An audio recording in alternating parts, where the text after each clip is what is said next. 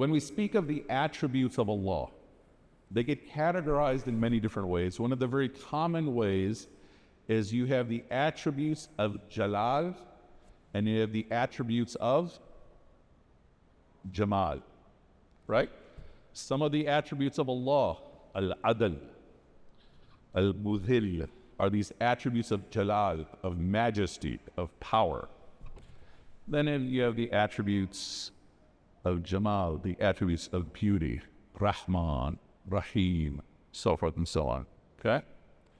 And generally, the mother is the Jamal, the father is the Jalal, okay? And what am I saying here? That the father is very often the authority of force. Even if he is very gentle, his voice, because it is so strong, becomes the authority of force. The mother becomes the voice of nurturing. And of course, there's some amount of crossover, of course.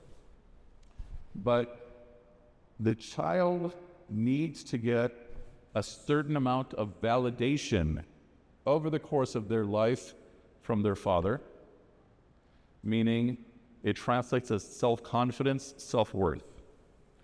And from the mother, they need a certain amount of nurturing, tenderness.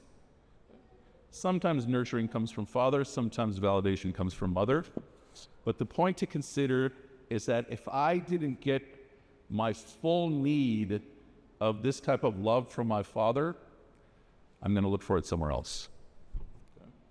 So hopefully I won't be confusing. Imagine you need 100 units of validation. What is validation? I'm proud of you. You did this well. You're so good. You're so smart. You worked so hard. If I only got 90% of what I need, I still need 10% more.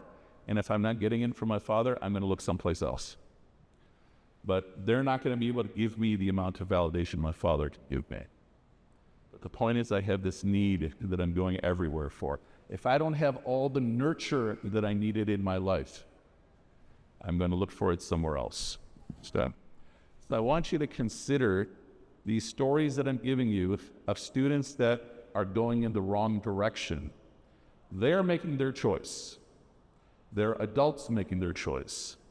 But the question to raise, how much is the parents' influence? Okay? Again, they're facing Allah on their own. But I'm saying this as a parent, checking myself, not blaming their parents, but a point to consider.